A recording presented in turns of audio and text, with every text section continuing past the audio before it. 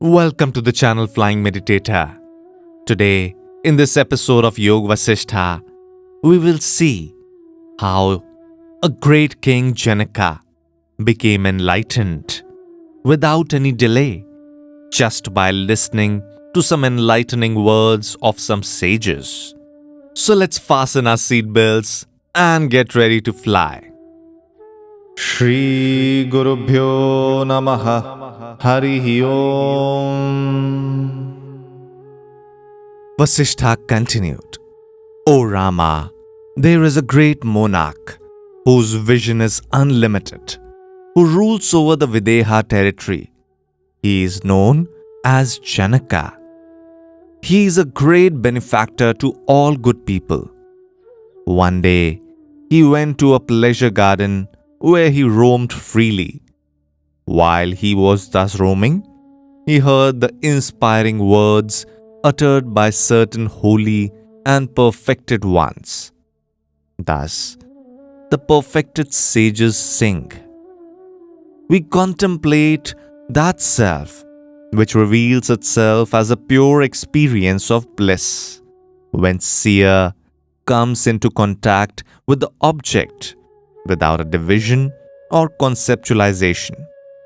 We contemplate the self in which the object are reflected non-volitionally, once the divided experience of subject-object and the intention of volition that created this division have ceased.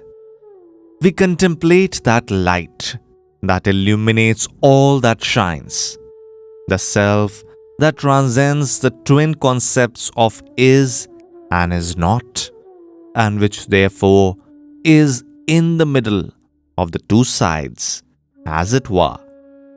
We contemplate that reality in which everything exists, to which everything belongs, from which everything has emerged, which is the cause of everything, and which is everything.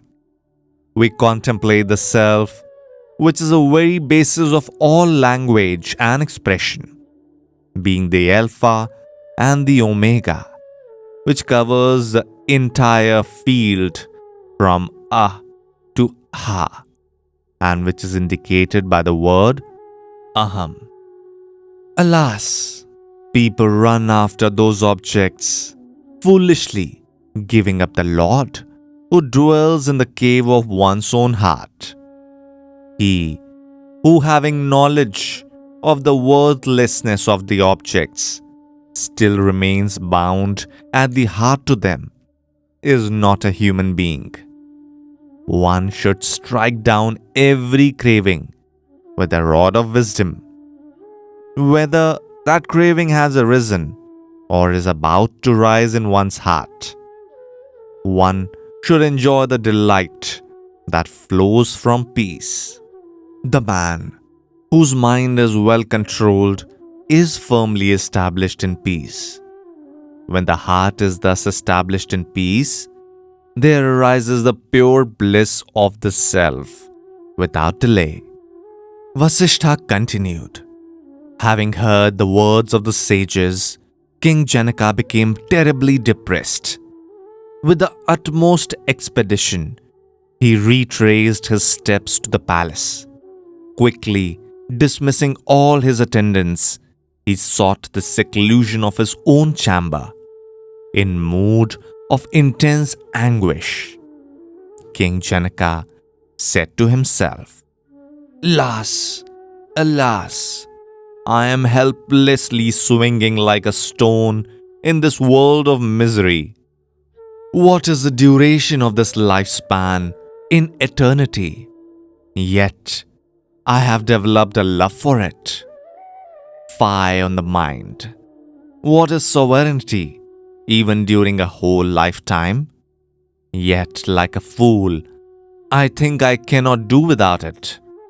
This lifespan of mine is but a trivial moment. Eternity stretches before and after it. How shall I cherish it now? Ah, who is that magician who has speared this illusion called the world, and thus deluded me How is it that I am so deluded, realizing that which is near and what is far is all in the mind? I shall give up the apprehension of all external objects, knowing that all the busyness of this world leads to is only endless suffering. What hope shall I cherish for happiness? Day after day, month after month, year after year, moment after moment, I see happiness comes to me bearing sorrow, and sorrow comes to me again and again. Whatever is seen or experienced here is subject to change and destruction. There is nothing whatsoever in this world which the wise would rely on. They who are exalted today are trodden underfoot tomorrow. O foolish mind, what shall we trust in this world? Alas, I am bound without a cord. I am tainted without impurity. I am fallen, though remaining at the top. O myself, what a misery! Even as the ever brilliant sun suddenly faces a cloud floating in front of him, I find this strange delusion mysteriously floating towards me. Who are these friends and relatives? What are these pleasures? Even as a boy seeing a ghost is frightened, I am deluded by these fanciful relatives, knowing such relatives as cords that bind me to this old age, death, etc. I still cling on to them. Let these relatives continue or perish. What is it to me? Great events and great men have come and gone, leaving just a memory behind. On what shall one place reliance even now? Even gods and the Trinity have come and gone a million times. What is permanent in this universe then? It is vain hope that binds one to the nightmare known as the world appearance. Fie on this wretched condition. I am like an ignorant fool deluded by the goblin known as the ego sense, which creates the false feeling, I am so and so, knowing full well that time has trampled underfoot countless gods and trinities. I still entertain love for life. Days and nights are spent in vain cravings, but not in the experience of the bliss of the infinite consciousness. I have gone from sorrow to greater sorrow, but this passion does not arise in me. What shall I regard as excellent or desirable, seeing that whatever one cherishes in this world has passed away, leaving only misery? Day by day, people in this world grow in sin and violence. Hence, day by day, they experience greater sorrow. Childhood is wasted in ignorance. Youth is wasted in lusting and pleasure. And the rest of one's life is spent in family worries. What does a stupid person achieve in this life? Even if one performs great religious rites, one may go to heaven. Nothing more. What is heaven? Is it on earth or the nether world? And is there a place which is untouched by affliction? Sorrow brings happiness, and happiness brings sorrow on its shoulders. The pores of the earth are filled by the dead bodies of beings. Hence, it looks solid.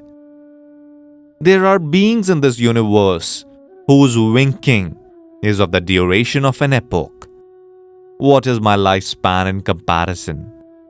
Of course, there appears to be delightful and enduring objects in this world, but they bring with them endless worries and anxieties. prosperity is truly adversity, and adversity may be desirable, depending upon their effect upon the mind. Mind alone is the seed of this delusion. It is the mind that gives rise to the false sense of I and mine. In this world, which appears to have been created even as the fruit of coconut palm might appear to have been dislodged by a crow, which coincidentally happens to align on the tree at that very moment. Sheer ignorance generates the feeling, like this I should have, and this I should reject. It is better to spend one's time in seclusion or in hell than to live in this world appearance. Intention or motivation alone is the seed of this world appearance. I shall dry up this motivation.